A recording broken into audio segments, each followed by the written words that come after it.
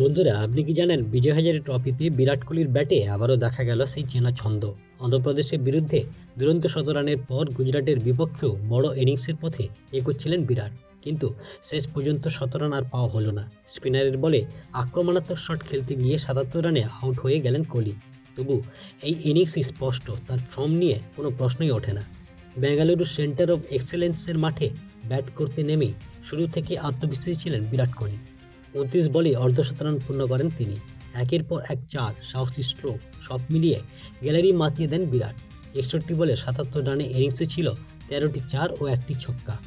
এর আগে অন্ধ্রপ্রদেশের বিরুদ্ধে ১৩১ রানে দুর্দান্ত ইনিংস খেলেছিলেন তিনি।